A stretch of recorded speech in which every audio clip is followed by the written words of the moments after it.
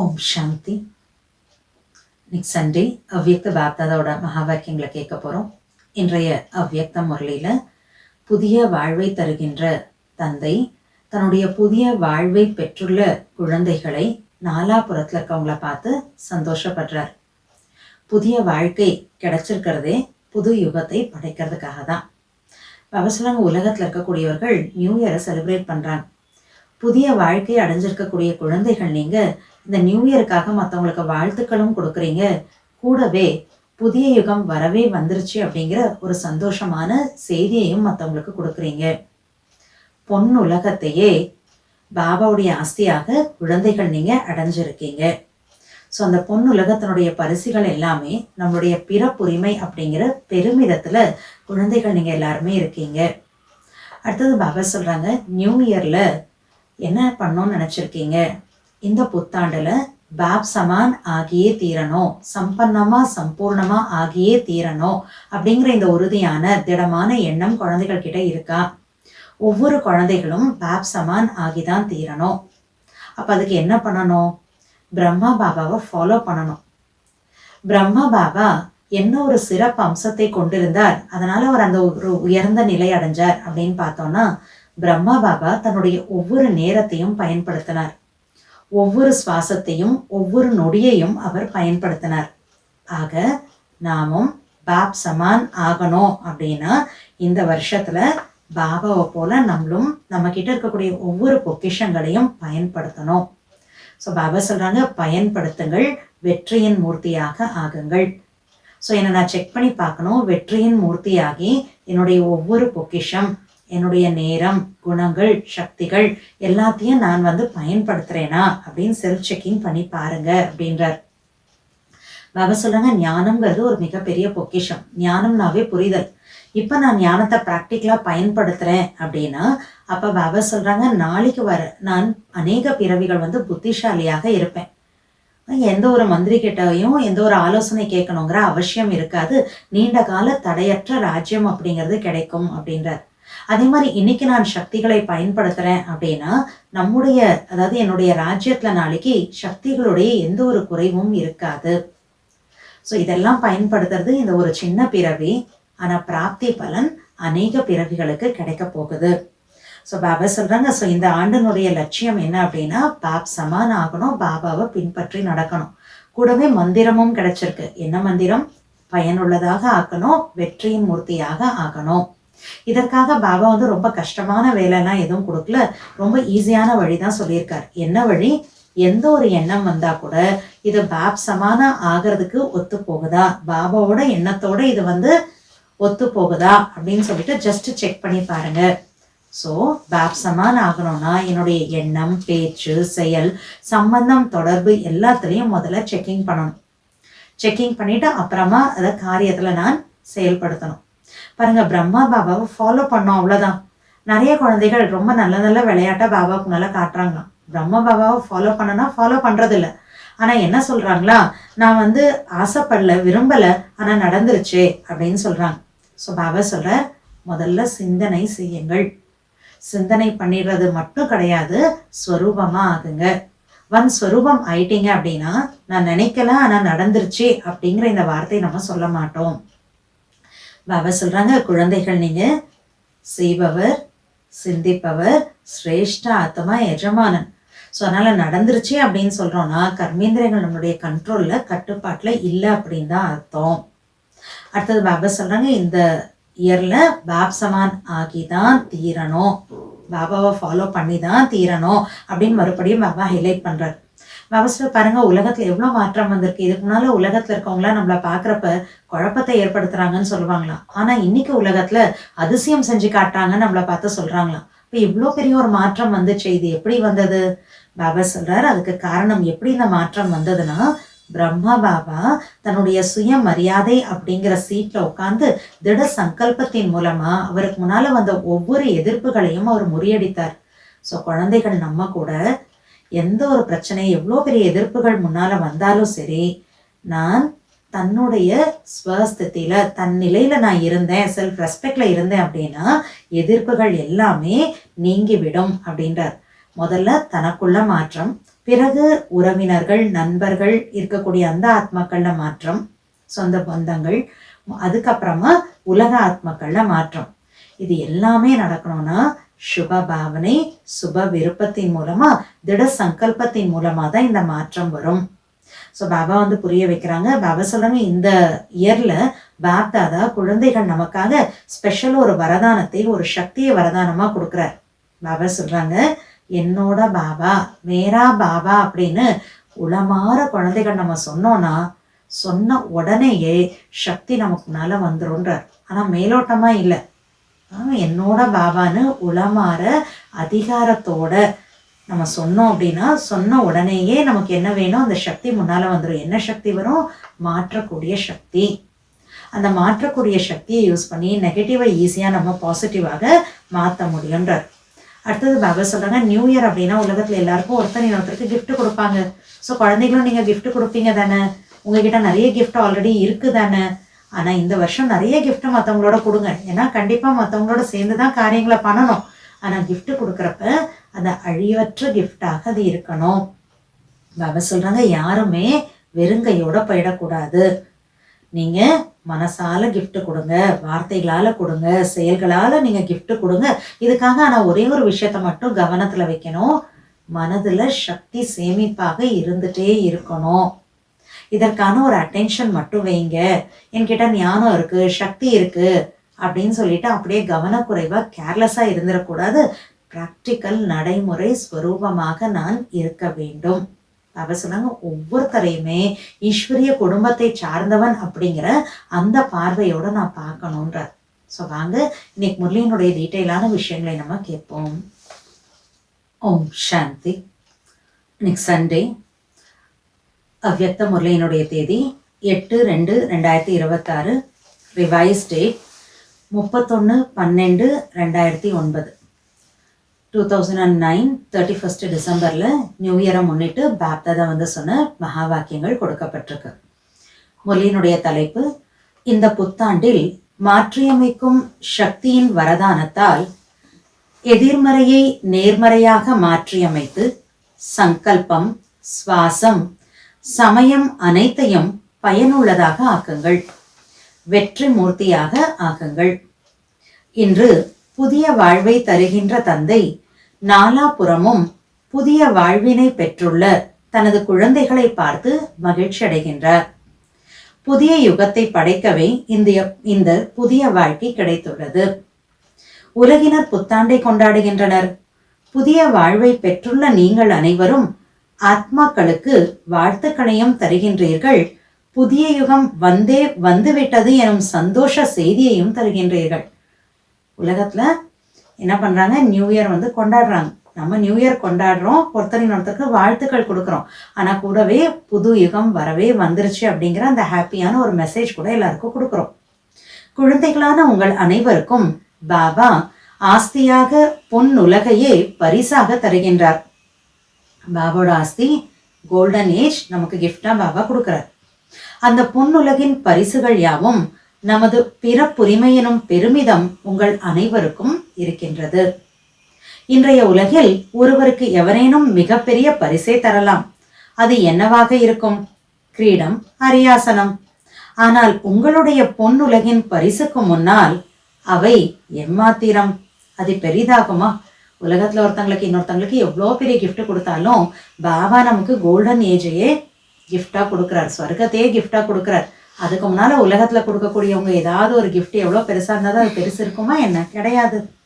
உங்கள் உள்ளத்தில் நமக்கு பாபா மிக உயர்ந்த புதிய யுகம் எனும் பரிசே தருகின்றார் எனும் மகிழ்ச்சி உள்ளது, நம்பிக்கை உள்ளது. கவலையற்றவராகவும் உள்ளீர்கள். இதனை யாராலும் மாற்ற முடியாது.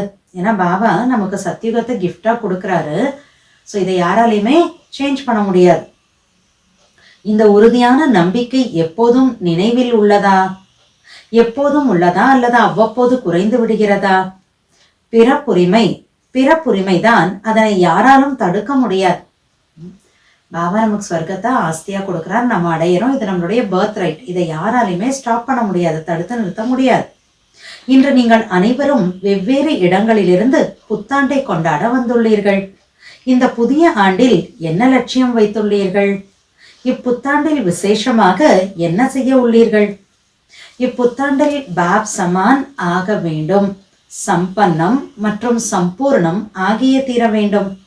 அதற்காக என்ன முயற்சி செய்ய வேண்டியிருந்தாலும் நிச்சயமாக பாப் சமான் ஆகியே தீர வேண்டும். என்ன பண்ண வேண்டியிருந்தாலும் பரவாயில்ல, ஆனால் கண்டிப்பா நான் பாப் சமான் ஆகியே தீருவேன்.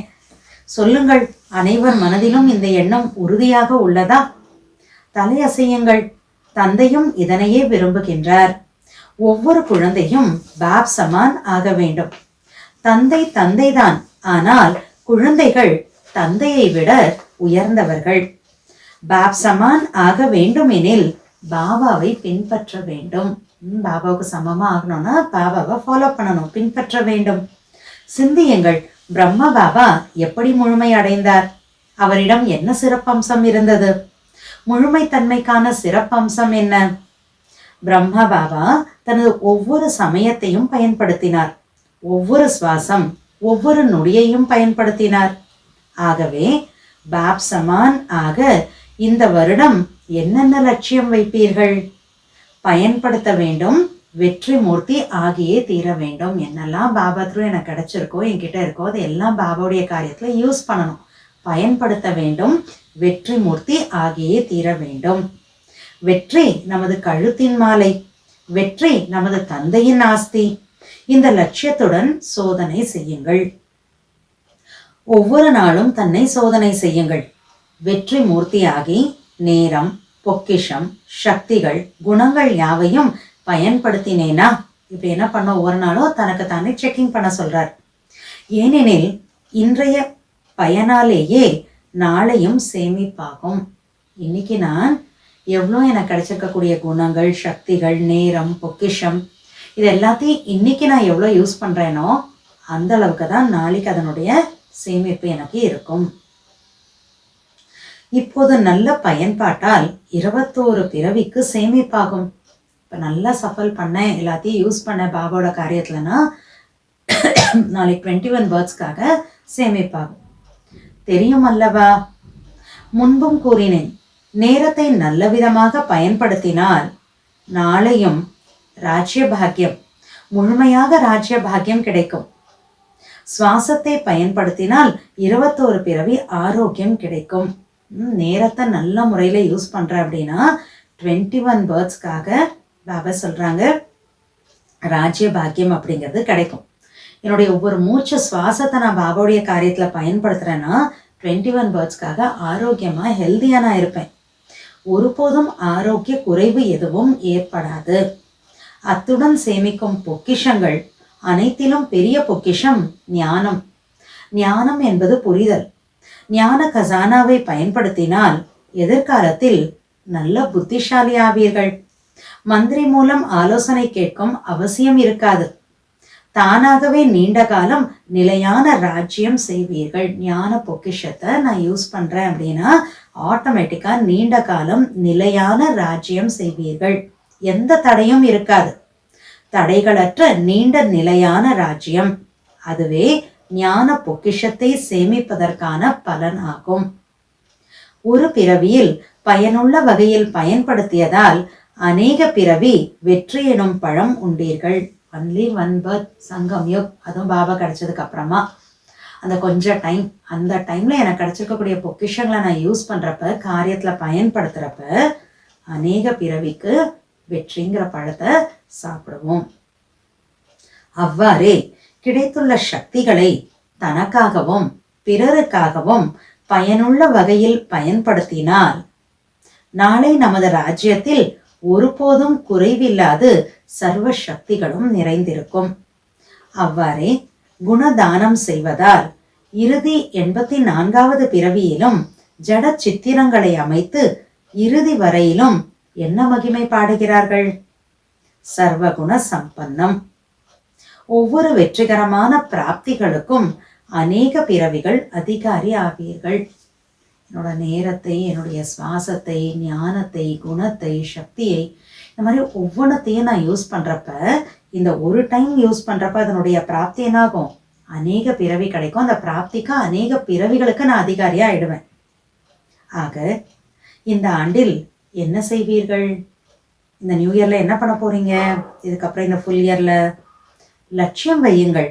ஒவ்வொரு சுவாசம், ஒவ்வொரு நொடி பயனற்று வீண் ஆக கூடாது, சேமிப்பாக வேண்டும். ஒவ்வொரு மூச்சு, ஒவ்வொரு நொடி வேஸ்டா போகாம சேமிப்பாகணும். லட்சியம் வைங்க. சேமிக்கும் நேரம் மிக குறைவு. ஒரு சிறிய பிறவி, பலனுக்கான நேரம் 21 பிறவி. சேமிக்கிறது பாபா கிடைச்சதுக்கு அப்புறம் இருக்கக்கூடிய கொஞ்சம் டைம், ரொம்ப கொஞ்ச நேரம் ஒரு பிறவி. ஆனா பலன் 21 பிறவிகள். இவ்வாண்டு பாப்சமான் ஆவதற்கான லட்சியம் உள்ளதா? அனைவருக்கும் பாப்சமான் ஆகும் லட்சியம் இருக்கிறதா? ஆக வேண்டும் என்பதல்ல, ஆகியே தீர வேண்டும். இதில் அதிக கவனம் வையுங்கள். நல்லது. குழந்தைகளும் ஆவீர்கள், சிறிய சிறிய குழந்தைகளும் ஆவீர்கள். குழந்தைகளின் கிரீடம் நன்றாக உள்ளது. குழந்தைகளும் பாப்சமான் ஆயிடுவீங்க. சின்ன சின்ன குழந்தையா இருந்தாலும் பாப்சமான் ஆயிடுவீங்க. இப்போ குழந்தைகள்லாம் என்ன பண்ணியிருக்காங்க? தலையில கிரீடம் வச்சிருக்காங்க. பாபாஸ்டா நல்லா இருக்குன்றார். குழந்தைகள் அனைவரும் கிரீடம் அணிந்துள்ளனர். மிக நன்றாக உள்ளது. இந்த ஆண்டு லட்சியமும் உள்ளது. தந்தையை பின்பற்ற வேண்டும். பாபாவை ஃபாலோ பண்ணுங்கிற லட்சியமும் இருக்கு. மந்திரமும் உள்ளது. லட்சியம் என்ன? பாபாவை ஃபாலோ பண்ணும். மந்திரமும் உள்ளது. என்ன மந்திரம்? பயனுள்ளதாக்கி வெற்றி மூர்த்தி ஆக வேண்டும். என்னெல்லாம் இருக்கோ அது எல்லாத்தையும் யூஸ் பண்ணி வெற்றி மூர்த்தி ஆகணும். இதுதான் மந்திரம். இதற்காக பாப்தாதா குழந்தைகளுக்கு அதிக முயற்சிக்கான கடினம் தரவில்லை. ரொம்ப கஷ்டம்லாம் பாபா கொடுக்கல. மிக எளிய வழி தருகின்றார். ஈஸியான வழி. எளிய விதி என்ன? எந்த எண்ணம் வந்தாலும் இது பாபாவின் எண்ணத்துடன் ஒத்து போகிறதா என சோதனை செய்யுங்கள். பேசும் போதும் சோதனை செய்யுங்கள். பாப்சமான் ஆக வேண்டும். ஆக எண்ணம், பேச்சு, செயல், சம்பந்தம், தொடர்பு யாவிலும் முதலில் சோதனை செய்யுங்கள். சிந்தியுங்கள், இது பாப் சமானமாக உள்ளதா? எண்ணம், பேச்சு, செயல், சம்பந்தம், தொடர்பு எல்லாத்துலேயும் ஃபர்ஸ்ட் இது பாப் சமானா இருக்கா அப்படின்னு யோசிங்க. பிறகு செயல்படுங்கள். பிரம்ம பாபாவை பின்பற்றுங்கள். தந்தையை பின்பற்றுக என்றே சொல்லப்படுகிறது. அநேக குழந்தைகள் மிக நல்ல நல்ல விளையாட்டு காண்பிக்கின்றனர். தெரியுமா என்ன விளையாட்டை காட்டுகின்றனர்? பின்பற்றுவதில்லை. ஆனால் என்ன சொல்கின்றனர்? பாபா என்ன சொல்றார்? பிரம்மா பாபாவை ஃபாலோ பண்ணுங்கன்றார். ஸோ பாபாவை ஃபாலோ பண்றதில்ல. ஆனா என்ன சொல்றாங்க? நான் விரும்பவில்லை, நடந்து விட்டது. ஸோ பாபா என்ன சொல்றார்? அதுக்கு ஆன்சர் பாபா என்ன சொல்றார்? முதலில் சிந்தியுங்கள். சிந்திப்பது மட்டுமல்ல, ஸ்வரூபமாகுங்கள். ஸ்வரூபமாகிவிட்டால் நான் நினைக்கவில்லை, நடந்து விட்டது என சொல்ல மாட்டீர்கள். செய்பவர், சிந்திப்பவர், சிரேஷ்ட ஆத்மா நீங்கள் தான் எஜமானன். நடந்து விட்டது என்றால் கர்மேந்திரியங்கள் மீது கட்டுப்பாடு இல்லை. நான் நினைக்கல ஆனா நடந்துருச்சு அப்படின்னா என்னோட கர்மேந்திரியங்கள் மேல கண்ட்ரோல் இல்லைன்னு அர்த்தம். ஸோ பாபா என்ன சொல்றார்? செய்யறது, யோசிக்கிறது எல்லாமே சிரேஷ்ட ஆத்மா எஜமானனாகிய நீங்க தான். ஸோ நடந்துருச்சு அப்படின்னு சொல்றீங்கன்னா கர்மேந்திரியங்கள் மேல கண்ட்ரோல் இல்லைன்னு அர்த்தம். அதனால ஃபர்ஸ்ட் யோசிங்க, யோசிச்சுட்டே ஸ்வரூபம் ஆயிடுங்க அப்படின்றார். ஆக இந்த ஆண்டு இந்த ஸ்லோகனை நினைவில் வையுங்கள். பாப் சமான் செய்தே ஆக வேண்டும். தந்தையை போன்று ஆகியே தீர வேண்டும். கடினமில்லையே. தந்தை எப்படி செய்தாரோ அப்படியே செய்யுங்கள். பிரம்மபாபா எப்படி பண்ணாரோ அதே மாதிரி பண்ணுங்க. காப்பி அடிப்பது சுலபம் தானே. சிந்திக்க வேண்டியதில்லை, யோசிக்க வேண்டிய அவசியமே இல்லை எப்படி ஆகிறதுன்னு. காப்பி அடிச்சா போதும். பிரம்மபாபா என்ன செஞ்சாரோ அப்படியே காப்பி அடிங்க, அவ்வளவுதான். யோசிக்க வேண்டியதே இல்லை. நிச்சயம் பிரம்ம பாபா எப்படி ஃபரிஷ்தா ஆனாரோ அப்படியே ஃபரிஷ்தா ஆகி தேவதையாக வேண்டும். சில குழந்தைகள் சொல்கின்றனர், போக போக எதிர்ப்புகள் அதிகம் வருகின்றது. எதிர்ப்புகளின் காரணத்தால் நிலை தடுமாறுகிறது. நிறைய அப்போசிஷன் வருது பாபா போக போக. அப்ப ஸ்திதி ஆடுது, ஷேக் ஆகுது அப்படின்றாங்க நிறைய பேர். பாபா சொல்றார், தன் தரத்தில் இருந்து கீழே இறங்கி விடுகிறோம். ஆனால் நினைவில் வையுங்கள், பாப் சமான் ஆக வேண்டுமெனில் யக்ஞ ஆரம்பத்தில் பிரம்மா பாபாவிற்கு எத்தனை எதிர்ப்புகள் வந்தன. அவ்வளோ அகேன்ஸ்ட் அப்போசிஷன் வருதுன்னா என்ன அர்த்தம்? என் ஸ்தித்திலேருந்து நான் கீழே இறங்கிடுறேன்றார் பாபா. ஆனா திங்க் பண்ணி பாருங்க, யக்ஞத்தோட ஆரம்பத்துல பிரம்மா பாபாவுக்கு எவ்வளோ அப்போசிஷன் வந்துச்சு.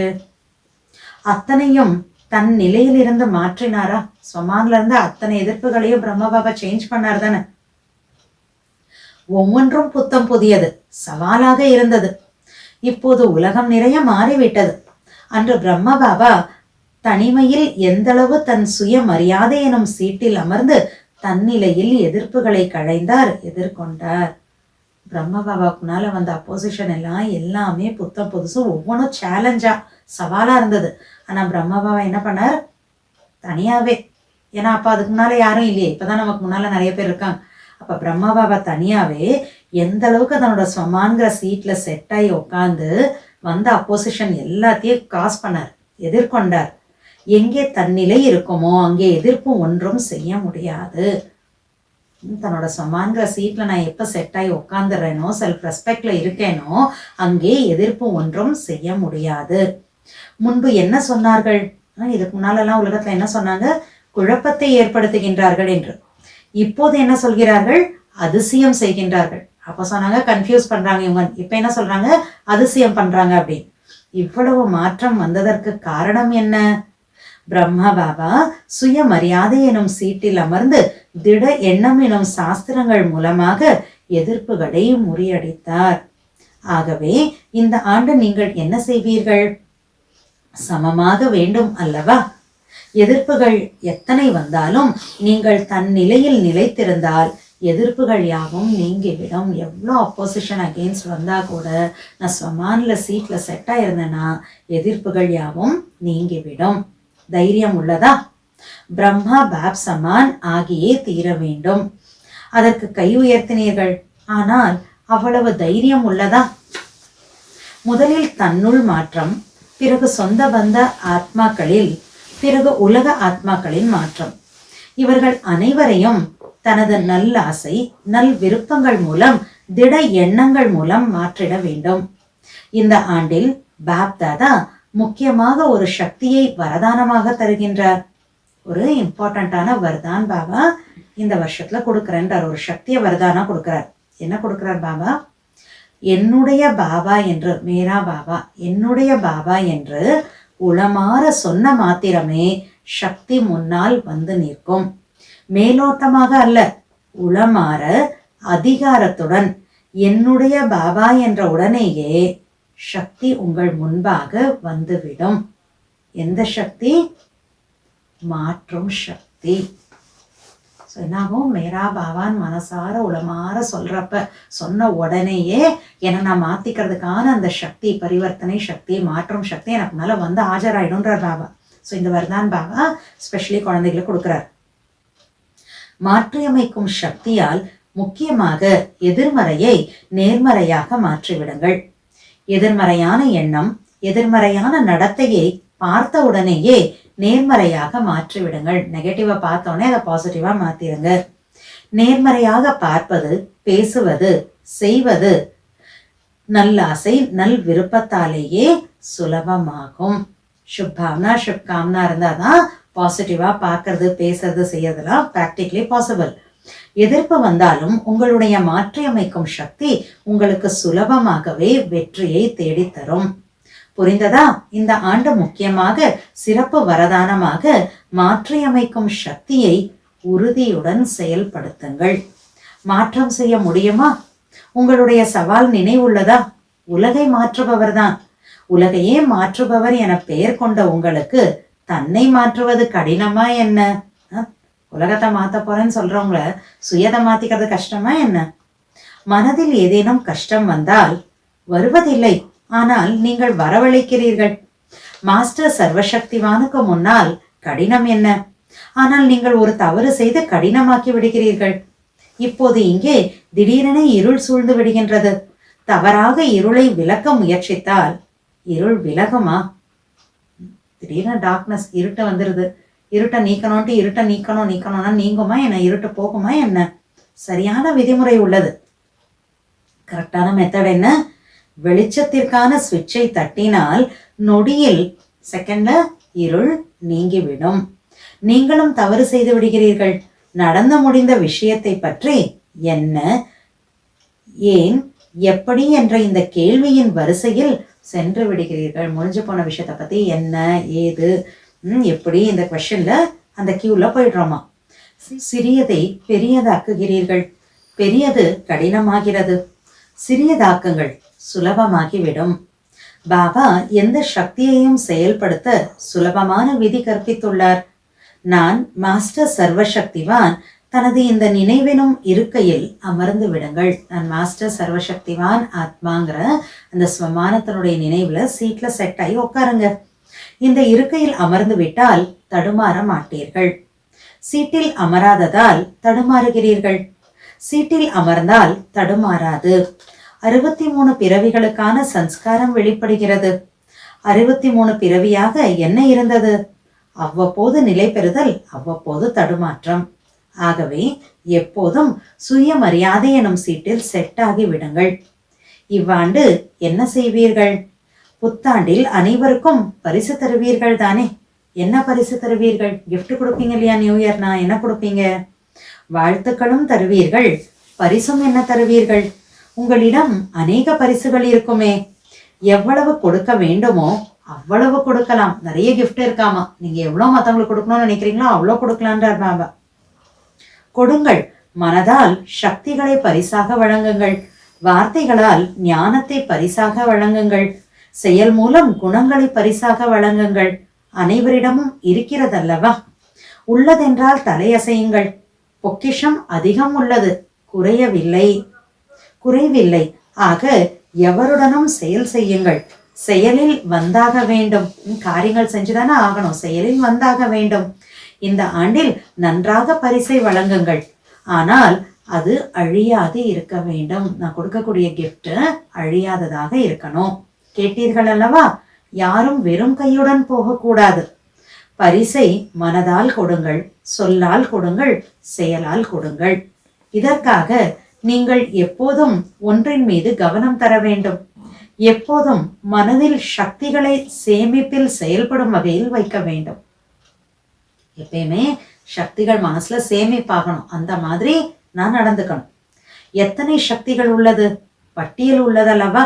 லிஸ்ட் இருக்கு இல்லையா, எவ்வளோ பவர்ஸ் இருக்குன்னு சொல்லியிருக்காக. எப்போதும் மனதில் ஞான சிந்தனை எனும் நினைவில் வைக்க வேண்டும். விசார் சாகர் மந்தன் கியான் சிந்தனை ஓடிட்டு இருந்ததுன்னா வார்த்தையும் கரெக்டா வரும். ஸோ அதை அட்டென்ஷன்ல வைங்கன்றார். நடத்தை, முகம், செயல், குணம் யாவிலும் ஸ்வரூபமாக ஆக வேண்டும். சதா தன்னை குணமூர்த்தி, ஞானமூர்த்தி, சக்தி ஸ்வரூபம் என நினைவில் வைக்க வேண்டும். சக்திகள் இருக்கிறது, ஞானமும் இருக்கிறது என கவனக்குறைவாக இருக்கலாகாது. நான் தான் பாபா குழந்தை தானே, ஸோ சக்தி இருக்கு, குணம் இருக்கு அப்படின்னு கேர்லெஸ்ஸா கவனக்குறைவா இருக்கக்கூடாது. நடைமுறை ஸ்வரூபமாக இருக்க வேண்டும்.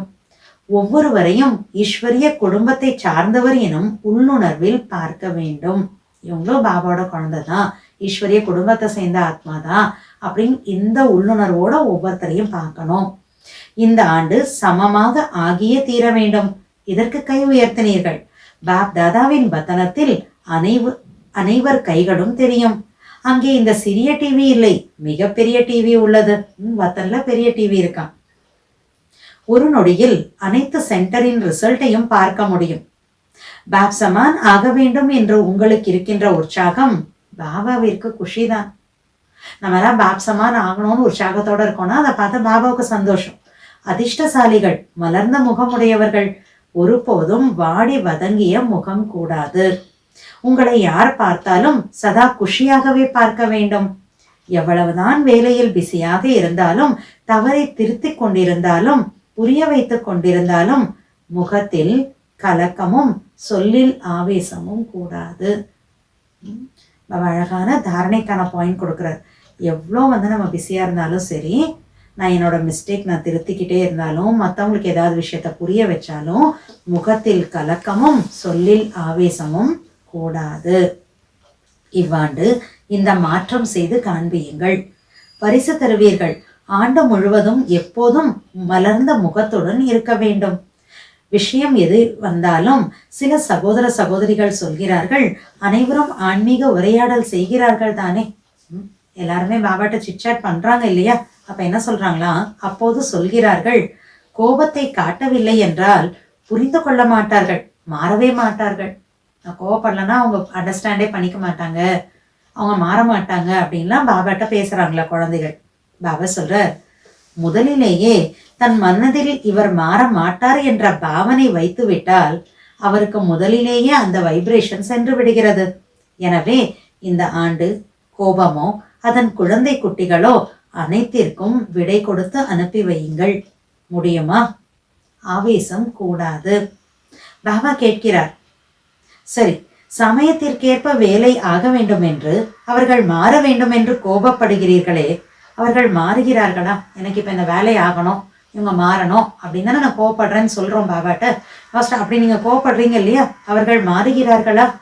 கோபப்பட்டால் யாரேனும் மாறி உள்ளார்களா? லிஸ்ட் எடுங்கள். மேலும் முறைத்து கொள்வார்கள். அவங்க மாறுறாங்களா என்ன? பிராக்டிக்கலி என்ன நடக்குது? பாபாஸ்ட் அவங்க மாறதில்லை, மேலும் முறைத்து கொள்வார்கள். மாறுவதில்லை, மனதில் எதிர்ப்பு தெரிவிப்பார்கள். பெரியவராக இருந்தால் மனதில் எதிர்ப்பு வெளியில் சொல்ல முடியாது. சிறியவராயின் அழுவார்கள். ஆக இவ்வாண்டு என்னென்ன செய்வீர்கள் அதையெல்லாம் பாபா சொல்கிறார். பிடித்துள்ளதா? செய்வீர்களா? எவ்வளோ விஷயங்கள் ஃபுல் முரளி நியூ இயர்ல என்னெல்லாம் பண்ணணும்னு சொல்லிட்டார். பண்ணுவீங்களா? பிடிச்சிருக்கா? இப்போது கை உயர்த்துங்கள். செய்வீர்களா? தொலைக்காட்சி இயக்குபவர்கள் போட்டோ எடுங்கள். கை உயர்த்துங்கள். சிறிது உயர்த்துங்கள். போட்டோ எடுக்கிறார்கள். நல்லது. பாப்தாதா நேரத்தை பார்க்கிறார். நேரம் மிக வேகமாக ஓடிக்கொண்டிருக்கிறது. நேரத்தை யார் எதிர்கொள்வது? நீங்கள் தானே எதிர்கொள்ள வேண்டும். துக்கத்தில் பக்தியில் நேரத்தின் கூக்குரல் குறைவாகவே கேட்கின்றீர்கள். தைரியம் இழந்துள்ளீர்கள். அவர்களுக்கு சிறகுகள் கொடுத்தால் பறப்பார்கள். உலகத்துல இருக்கவங்க துக்கத்துல பாபா சொல்றார் என்ன பண்ணிட்டு இருக்காங்களா? தைரியத்தை இழந்து இருக்காங்களாமா.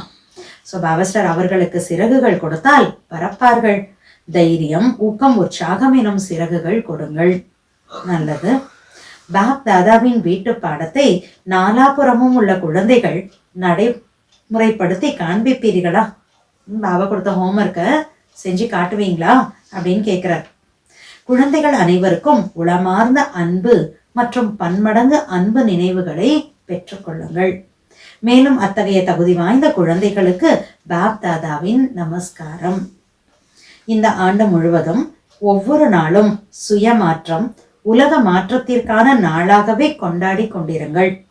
ஒவ்வொரு நாளும் புதிய மாற்றம், ஒவ்வொரு நாளும் புதிய சேவை, ஊக்கம், உற்சாகம். ஒரு நாளும் கவலை கூடாது. என்றென்றும் தனக்காக, உலகிற்காக, சேவைக்காக புதுமை. ஒவ்வொரு நாளும் தனக்காக, உலகத்துக்காக, சேவைக்காக புதுமை.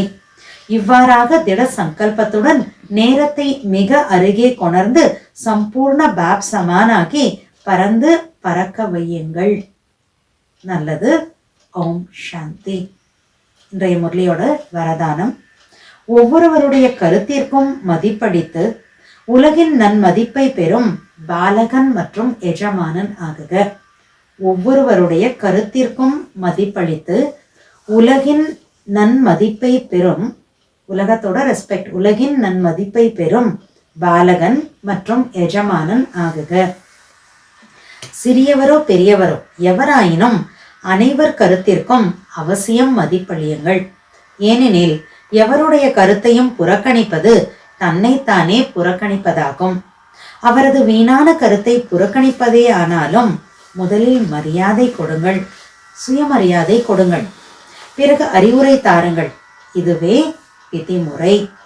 இத்தகைய மதிப்பளிக்கும் சன்ஸ்காரத்தை தனக்குள் நிரப்பிக்கொண்டால் உலகின் மதிப்பு உங்களுக்கு கிடைக்கும். இதற்காக பாலகனிலிருந்து எஜமானனாக, எஜமானனிலிருந்து பாலகனாக ஆகுங்கள். புத்தியை எல்லையில்லா பேரளவில் நன்மை செய்யும் நிலையில் நிரப்புங்கள். புத்தியை எல்லையில்லா பேரளவில் நன்மை செய்யும் நிலையில் நிரப்புங்கள். ஸ்லோகன்: நெற்றியில் என்றென்றும் துணைவனின் நினைவெனும் திலகம் அணிவதே சுமங்கலியின் அடையாளமாகும். நெற்றியில் என்றென்றும் துணைவனின் நினைவெனும் திலகம் அணிவதே. பாபா துணைவனா இருக்கார். ஸோ நெற்றியில என்னைக்குமே துணைவனான பாபாவுடைய நினைவு அப்படிங்கிற அந்த திலகத்தை அணிவதே சுமங்கலியின் அடையாளம் ஆகும்.